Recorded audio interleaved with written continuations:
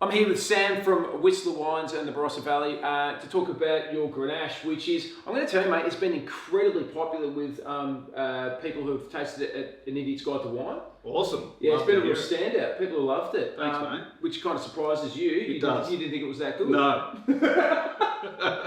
It is a great. Tell us what is different about this, your style of Grenache, or what are you trying to achieve from it? Mate, to be honest, I think that Grenache is probably the fastest growing grape varieties for the Barossa region. And for us, we're really just trying to make a slurpable, easy drinking style that's got a little bit more savoury edges to it than that kind of dubiness to it. Yep.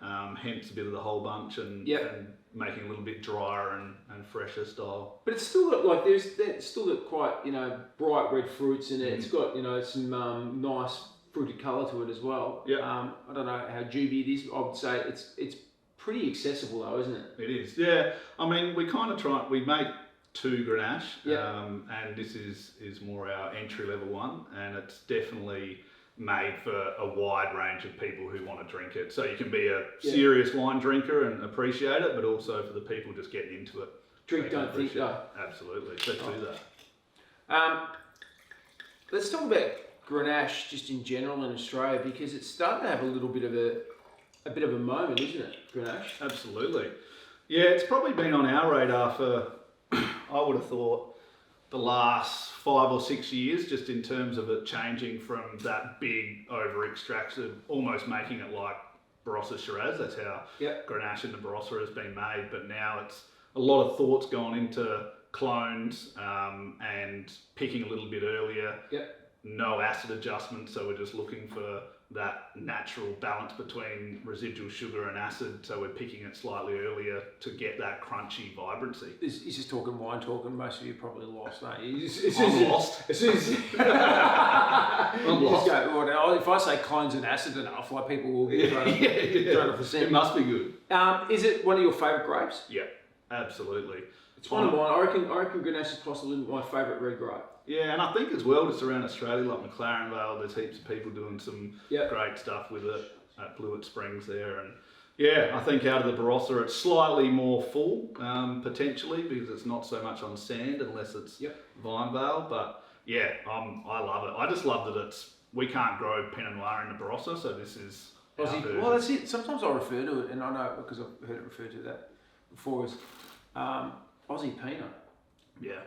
I think we're not meant to say that. Like, a lot of people get angry. Well, it's not Aussie Pinot. Yeah, it's not.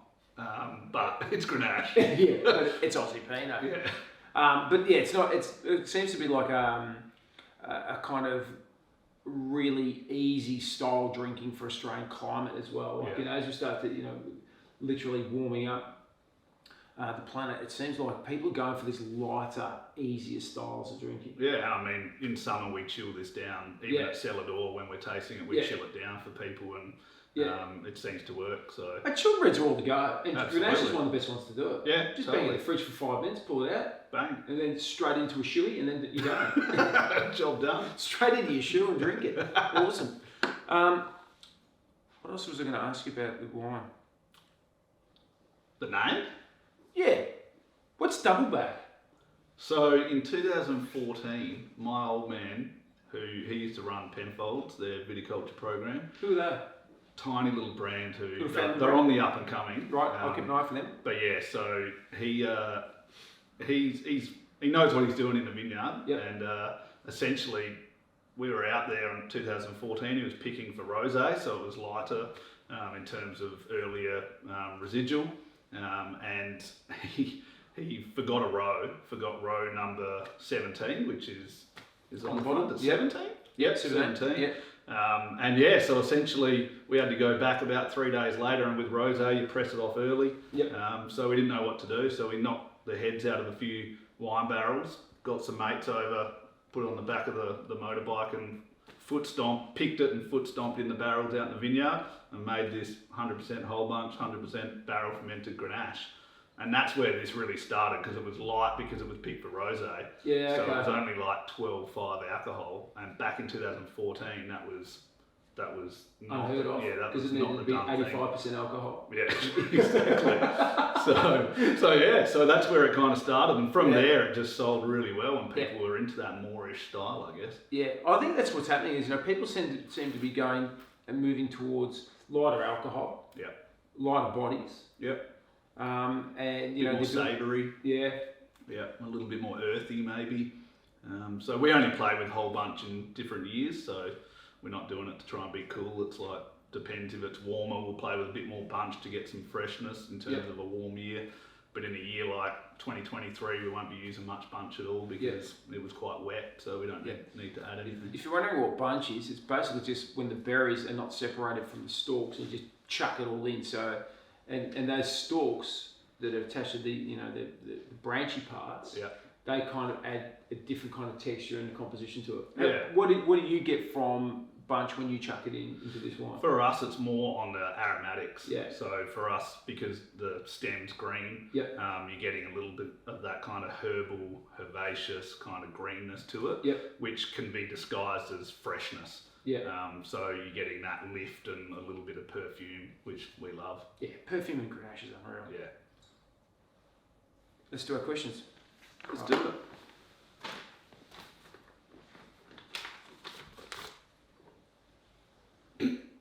Like he's smelling your own wine and judging it. Like it's his own wine. He's just having a little bit of. Hang on. It's looking really bloody good today. Mate, you've seen me at the Barossa Wine Show judging. How do you reckon I went as a judge, and how do you reckon other people saw me as a judge? With my background, watching other people judging me judging wine. Mate, I was very impressed, and so were a lot of people actually. Surprisingly, Look at me, I'm shocked as well. I turned around to make sure that was on camera. Yeah, I think everyone thought you was just going to be joking around, but apparently you got pretty serious. Yeah. Well, it gets pretty serious in wine. People's livelihoods. Yeah, 100%. That's the reason why I take it really serious, is I think people have to do so much to make a bottle of wine. Yeah. You know, you've got to obviously grow the grapes, but you've got to maintain them all year round, you've got to prune, you've got all that sort of stuff, and there's a lot of work that goes into it. And then you've got to, as a winemaker, you've got to put your heart and soul into it. Yeah. Totally. That's why I take it seriously. And then as soon as I start drinking it, I stop taking it seriously. Speaking of not taking things too seriously, mate, this is the cheeky half dozen. So I've just got half a dozen questions I'm going to ask you. Let's do it. Without notice. Best variety for lovemaking? It's got to be champagne. Champagne? Or, let's call it Pinot Noir, Chardonnay, Pinot Meunier. Yeah. Legitimate champagne. Proper champagne? Proper champagne. Yep. Can't get any better. What about if you're making love to somebody else? He laughs. It's not going to happen. It's just hypothetical. It's just a hypothetical. Yeah, no, I wouldn't. Let's move on. I've made it uncomfortable for your next date with yourself. When was the last time you drank directly from a wine bottle, like a Total Dero? Last Sunday of the long weekend. Seriously. The fact that you can remember it is pretty good. Yeah, no, it was basically because we had a massive event and I was knackered and I just went straight for it. Rosé actually, bang. Was it the end of the bottle or was it the start of the bottle? It was about halfway through. Oh, you're a mess. Fed income, seriously. It was good though. I finish it like, if there's like a little bit left in the bottom of the bottle, I'll just neck it. Just go that. Yeah, just like, What about the start? And at the start as well. But also to the middle. Yeah. So what I'm saying is I just drink in a park. What is the one grape variety that can actually go fuck itself? Sauvignon Blanc, made mainly out of Marlborough, New Zealand. Oh. Sorry guys. I just struggle with how the same it always is. Very kind of floral. And I've been over there and made it. I just, I just really struggle with how one-dimensional it can be. Yeah, okay. I was over there in New Zealand recently and I went to Marlborough and tried a whole lot of Sauvignon Blanc, and what we get here compared to what, they're kind of serving themselves there are very different. Very different. Like the Hills are making some good stuff and, obviously over in France and Sancerre and stuff, I'll drink that a lot. But specifically Marlborough, sorry Marlborough, it sounds really harsh, but... I reckon they're doing okay, mate. Yeah. I don't think they're really that worried about your opinion. No, I don't think they are either. All right. Have you ever been completely nude in a vat of wine? What about jocks? Because I've only done jocks. Up to jocks? Jocks. I've been jocks and nothing else. Right, but cloth has touched the wine. Yes. What's wrong with you people, you grubs? Mate, you're drinking it.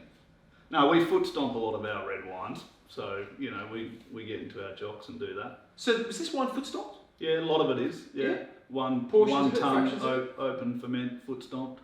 Yeah. And why do you do that? Why do you kind of use part foot stomp and part press? Like a Some of it is mainly because we have smaller batches that come into the winery. But typically that whole bunch component of this wine goes on the bottom, and then we put destemmed over the top. Foot stomp it mainly so that we're more connected to the wine. If you're just pumping it through a pump, you can't feel the heat in the fermentation. Yep. So this side of the ferment might be kicking off, and the other side might be cold. So you need to mix it around to get an even ferment. Yeah. Okay. And just because it's fun. It's weird when you're in like a big tub of grapes and it's kind of hot. And Yeah. like, this is weird. Yeah. It feels good though. People find it therapeutic. It does feel good. Yeah. It's like a sauna. Yeah. All right. The worst type of wine drinker is The wine wanker. righto. Well, we'll conclude then. When you say the wine wanker, what is that? Like, as a winemaker who obviously knows a lot about wine, and typically winemakers have a better knowledge than the average punter as far as palate goes. Yeah.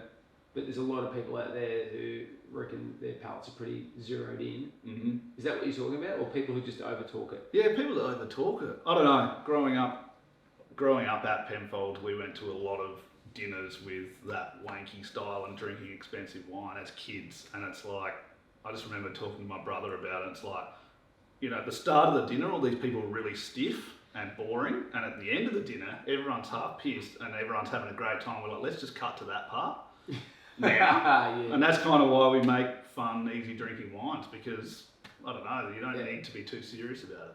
I reckon the average punter knows more about wine than they think they do. Probably. They've drank a lot of it, usually. Yeah, if you like some, my whole thing is if you like it, you like it. That's the only way to judge it. All right, one more question, Sam, and then you can go. What do you do after this? You're going to go. I thought we were having lunch. Well, we're having lunch. Oh, God. I even bought a bottle of wine for us. That's staying in the car. Oh, we can have some lunch. I do like a bag of twisties. The ultimate wine journey is where in the world for you? Well, I think I'm about to do it. I'm going over to France in September. I'm doing Denmark, UK, then France, and just 10 days in Burgundy and Beaujolais. Okay. So I love that style. Yeah. But I haven't done it yet, so it could be. Pinot Noir and Gamay, yeah? Yeah, I love Gamay in that style, and just that fresh, aromatic like this. Yeah. Like, I'm not saying we're trying to make it, but that's what gets me going in the wine game. Yeah, okay. Yeah. Have you thought about trying to, in some way make that wine here in Australia? Because you can't, obviously, in the Barossa. Nah, not really. And we're specifically Barossa GI only, so I don't even pull from Eden Valley or anything, because we're just trying to be very regional specific. But yeah, so the answer is no, I wouldn't give it a crack. So you're going to the Netherlands first? You say? Denmark. Denmark. So what are you going to Denmark for? You going to buy some furniture or some shit? Maybe.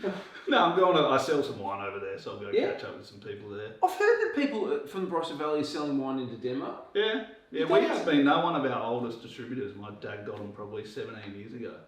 It's just a family, and now it's their second generation daughter running it, and I'm second generation owner running it, so we're still going. Where's the biggest export market for your wines? Now it's the UK. Yeah, okay. Yeah, UK, US, Canada, Denmark. Hong Kong. In Denmark. Denmark, they're not massive, but they're good people, so we'll go visit. Sick. All right, mate. Well done. Thanks, mate. Food match. Cheers. Oh, yeah. Oh, food match now. That's right. Food match.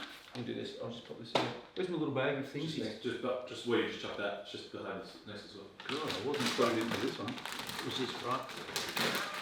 So you should do it. You got to do that face again when he turns them up. yeah, exactly. So Sam, I like to do like little stack matches with wines, right? And in my show I talk about food match pairing for Grenache is barbecue, because it kind of goes with like chops and snags and everything. I think it's a really, really easy one for a barbecue. Yeah. But what I've got, remember these? Primary school. Yeah, so these are barbecue flavoured chews. They're not the real ones though. No. That's like the home brand? Yeah, it's a home brand. 100%. Home brand. These are the ones my mum would buy for us instead of buying us the real ones which are called tubes. You're getting picked on at school. But they're called tubes, which is ironically the way you actually fucking spell it. So tubes have one job, got it wrong. So let's see if this is actually a good food pairing with Grenache. Because I reckon it's going to be a little snack match.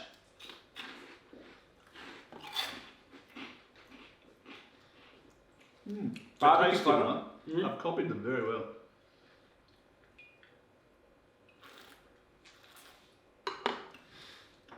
It gets it out of your teeth. I like that. That's good. Yeah, I mean, I think it could work. I think that the savouriness of the wine and the real savoury kind of spice of the tube, not tube, is quite complementary. Yeah. Yeah, that's nice. Can I have another one? Yeah, you can. Thanks. We've got a bit to get through. This is made by snack lovers, and we would like an endorsement from a generic chip brand, please. A sponsorship from snack lovers. Hopefully we can get some better quality Packaging? Yeah. No, I like it as it is. Awesome. That's good.